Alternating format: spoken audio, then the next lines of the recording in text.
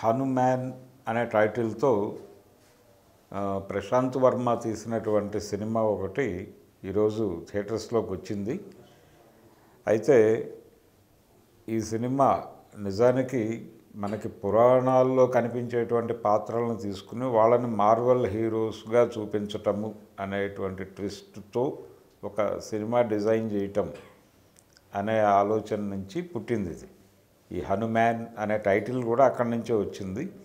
దీన్ని హనుమాన్గా వ్యవహరిస్తున్నారు కానీ అలా కాదు, దీన్ని హనుమాన్గా పిలవాలి అని ఆయన ఎలా ప్రొనౌన్స్ చేయాలి అనే దాన్ని ప్రీ రిలీజ్ ఈవెంట్లో స్పష్టంగా ప్రపంచానికి చెప్పాడు. అయితే ఈ హనుమాన్ అనే సినిమా ఇది హనుమంతుడి చరిత్ర కాదు, ప్రస్తుత సమాజంలో జరిగేటువంటి ఒక కథే. అంజనాద్రి పర్వతాల్లో జరిగేటువంటి ఒక కథ.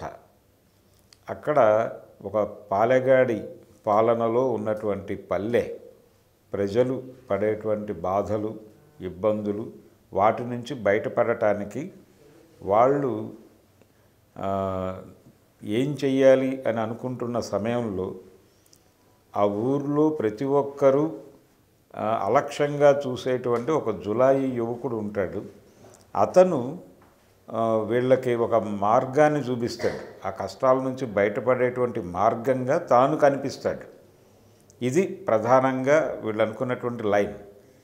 దీనికి అప్పర్ లైన్లో ఇంకొక కథ రాసుకున్నారు.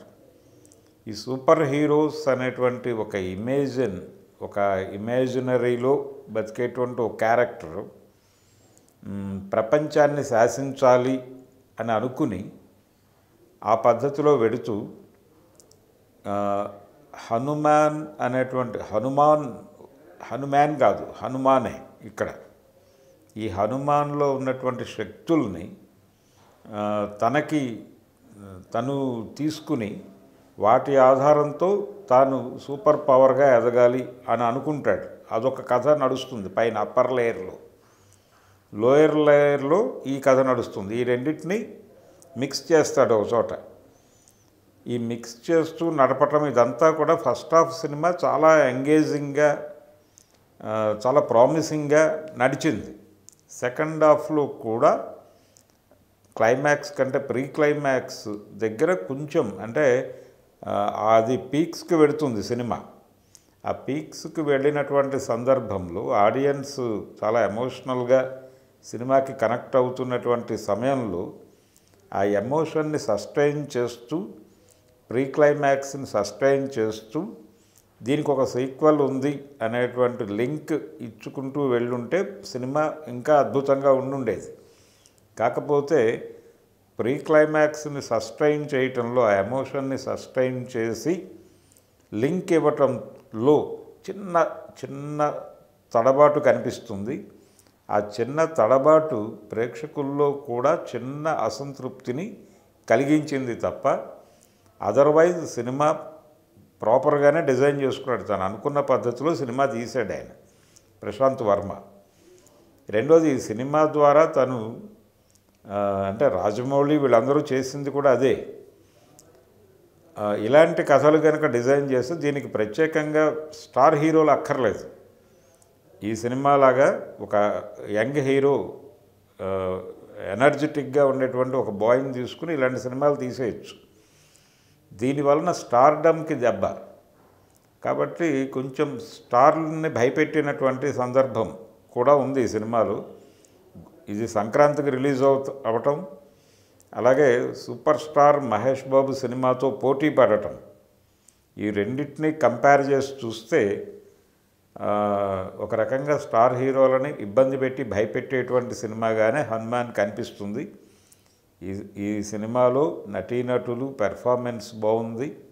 అలాగే తాను తీయదలుచుకున్న సినిమా నుంచి ఎటు డీవియేట్ కాకుండా వెళ్ళిపోయాడు డైరెక్టరు. అయితే దీనిలో కొంచెం ఫోక్ ఎలిమెంట్ని, ఆంజనేయ స్వామికి సంబంధించి అనేక జానపద కథలు ఉన్నాయి, అలాగే అనేక జానపద గీతాలు కూడా ఉన్నాయి.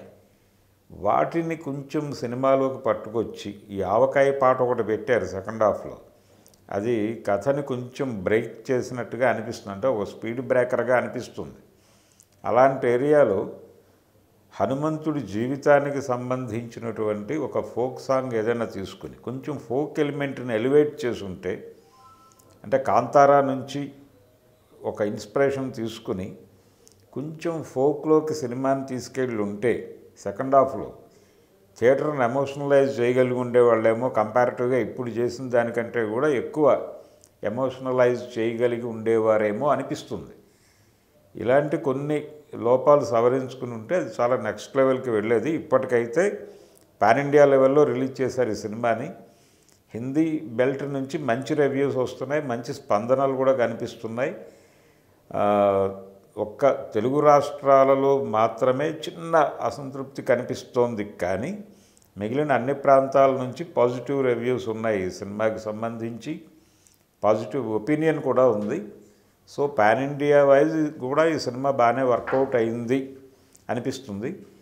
రెండోది, ఈ వర్కౌట్ అవడానికి రకరకాల రీజన్స్ ఉన్నాయి. ఒకటేమో ప్రపంచం ఇప్పుడు పర్టికులర్గా నార్త్ ఇండియా మొత్తం సౌత్ ఇండియాతో పోలిస్తే కంపారిటివ్గా నార్త్ ఇండియాలో కొంచెం రాముడి ఫేవర్ నడుస్తోంది. అయోధ్య రామాలయము, రాముడి విగ్రహానికి ప్రాణప్రతిష్ఠ చేయటం, అలాగే ప్రజల్ని ఆ దేవాలయ దర్శనానికి అలౌ చేస్తున్నటువంటి సందర్భం 22వ తారీఖు ఆ అకేషన్ ఉంది, ఆ ఈవెంట్ ఉంది. ఈ మూడ్ ఉంది ఇప్పుడు దేశంలో. ఈ మూడ్ను క్యాప్చర్ చేసే సినిమా కూడా ఇది. అలాగే రేపు రాబోయేటువంటి పార్లమెంట్ ఎన్నికలకి కూడా ఒక మూడ్ క్రియేట్ చేసే సినిమాగా కూడా అనిపిస్తుంది. దీనిలో కొంత పొలిటికల్ ఏరియా కూడా ఉంది, పొలిటికల్ డిస్కషన్ కూడా ఉంది. పర్టికులర్గా హీరోయిన్ క్యారెక్టర్ నుంచి నడిపిస్తారు అది. కాబట్టి ఏ విధంగా చూసినా కానీ మూడు ప్రస్తుతం దేశం ఉన్నటువంటి మూడ్కి తగ్గ సినిమాని రిలీజ్ చేశారు వీళ్ళు. ఈ వాతావరణం కూడా కలిసి వస్తుంది ఆ సినిమాకి. ఆ విధంగా ఎలా చూసినా కానీ హనుమాన్ అనేది కలెక్షన్స్ పరంగా మంచి వసూళ్లు సాధించేటువంటి అవకాశం కనిపిస్తోంది. థియేటర్లో కూడా ప్రేక్షకులను ఎంగేజ్ చేయగలిగింది. లాజికల్గా కొన్ని ఇబ్బందులు ఉన్నప్పటికీ అంజనాద్రి పర్వతాలలోకి విభీషణుడు వచ్చి కూర్చోవటము, ఆయన ఆంజనేయ స్వామి ప్రతినిధిగా వ్యవహరించడం, ఇలాంటివి కొన్ని ఇబ్బందిగా అనిపించినప్పటికీ అవి పట్టించుకుని ఆలోచించేటువంటి సావకాశం ప్రేక్షకుడికి ఇవ్వకుండా తనతో పాటు పరిగెత్తించాడు డైరెక్టర్ ప్రశాంత్ వర్మ. కాబట్టి ఈ సినిమా నడిచిపోయేటువంటి సినిమాగానే భావించాలి. ఈ సినిమాకి నేను ఇచ్చేటువంటి రేటింగ్ అవుట్ ఆఫ్ 5 2.5. మరిన్ని వీడియోస్ కోసం ఛానల్ ని సబ్స్క్రైబ్ చేయండి, లేటెస్ట్ అప్డేట్స్ కోసం వాట్సాప్ ఛానల్ ని ఫాలో చేయండి, అండ్ లింక్ డిస్క్రిప్షన్ లో ఉంది.